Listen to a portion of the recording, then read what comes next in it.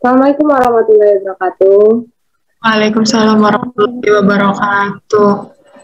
Kami dari kelompok 3 akan mempresentasikan hasil diskusi kami dengan tema SDGs Pekerjaan Layak dan Pertumbuhan Ekonomi. Kami akan mempresentasikan dengan studi kasus program dukungan kerja dalam mencapai tujuan pembangunan berkelanjutan yang lebih efektif di Provinsi Kepulauan Riau, yang beranggotakan 4 orang, Natasha Malva Mutiara, Sylvie Gila Saputri, Febi Ananda Wulan, Nurul Aziza Fitrawi Nardin.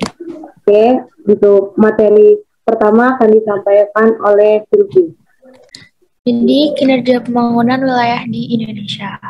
Jadi, tujuan pembangunan daerah sendiri itu ada 4. Yang pertama ada untuk meningkatkan daya saing daerah, yang kedua itu pertumbuhan ekonomi, yang ketiga mengurangi ketimpangan antar daerah, yang keempat meningkatkan kehidupan masyarakat setiap daerah di Indonesia. Jadi di Indonesia itu ingin memajukan pembangunan daerah yang strategis dan berkualitas. Selain itu, salah satu tujuan pemerintah dalam agenda SDGs di Indonesia itu adalah untuk memberantas segala bentuk kemiskinan dalam waktu 15 tahun ke depan. Untuk memenuhi tujuan 2030, setiap warga negara Indonesia tuh harus memiliki akses ke layanan dasar dan hak atas tingkat hidup yang layak.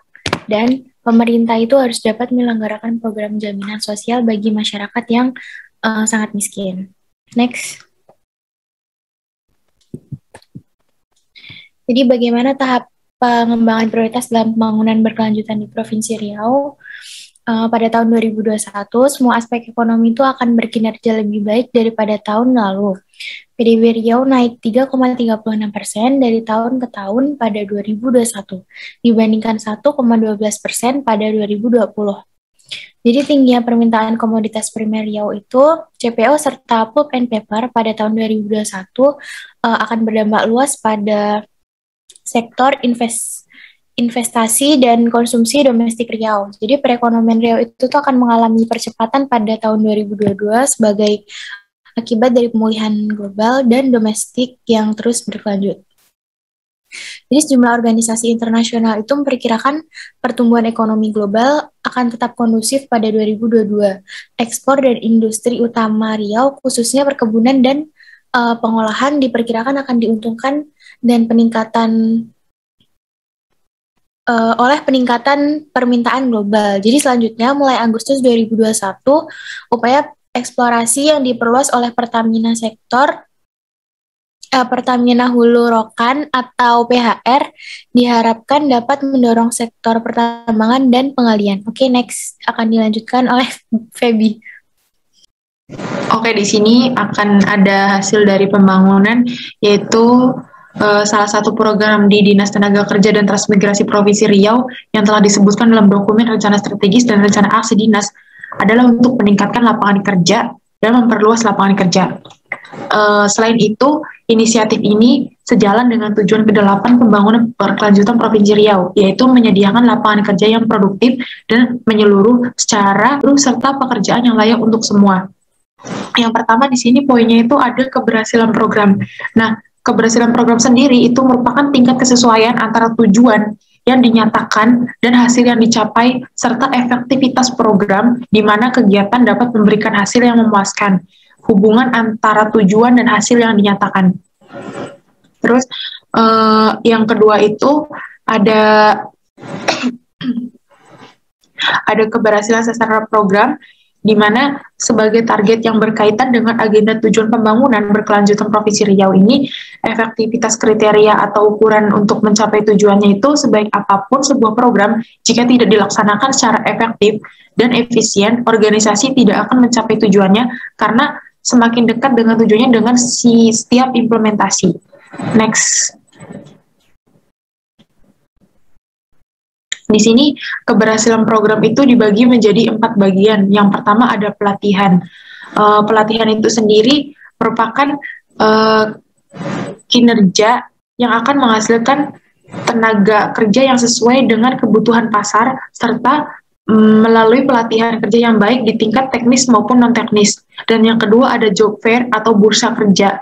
Kegiatan job fair ini adalah acara yang mempertemukan pencari kerja dan pemberi kerja. Dengan kegiatan ini diharapkan dapat memberikan peluang peluang karir yang sangat baik bagi para pencari kerja serta terciptanya sistem rekrutmen yang transparan dan kompetitif.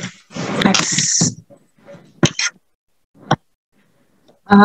Yang ketiga ada penyuluhan, di mana penyuluhan ini merupakan suatu kegiatan yang dilakukan dalam upaya meningkatkan kesempatan kerja dan memperluas lapangan kerja dengan harapan dapat membuka lapangan pekerjaan baru sebagai hasil penyuluhan pengangguran terbuka. Dan yang terakhir ada sistem kerja magang. Sebenarnya sistem kerja magang ini juga sama dengan sistem-sistem sebelumnya, karena dari tujuannya itu supaya program untuk memperluas kesempatan kerja ini dapat dilaksanakan dengan baik dan mengurangi angka pengangguran. Selanjutnya, pembahasannya akan dibahas oleh teman saya, yaitu Natasha Malka. Selanjutnya yaitu keberhasilan sasaran program kerja.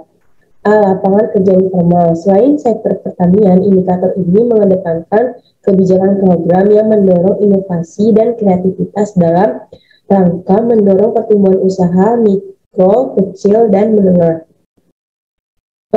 Proporsi pekerjaan informal di Provinsi Riau meningkat selama 4 tahun terakhir dari tahun 2015 36,04 menjadi 41,09 pada 2018.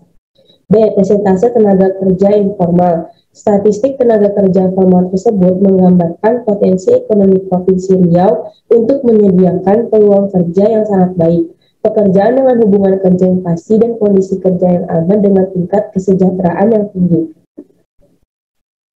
Dan terakhir yaitu presentasi tenaga kerja informal sektor pertanian. Di Provinsi Riau, tenaga kerja informal di industri pertanian meningkat hampir 10% dari 65,61% pada tahun 2015 menjadi 75,87% pada tahun 2018.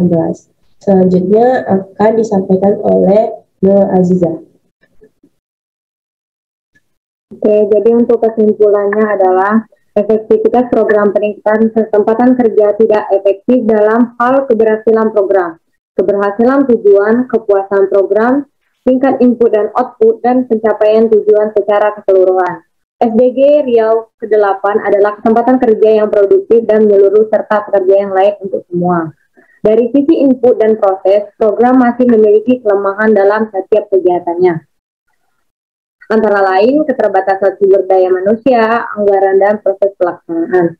Namun, pada tahun 2021, Gubernur Riau mengatakan IPM Indikasi Pembangunan Manusia di Riau meningkat sebanyak 0,58. Jumlah IPM Provinsi Riau pada tahun 2021 sebesar 7,2,94. Dalam jumlah pengangguran pada tahun 2020 sebanyak 2,32% yang disebabkan oleh pandemi COVID-19 dan berakibat berkurangnya lapangan kerja.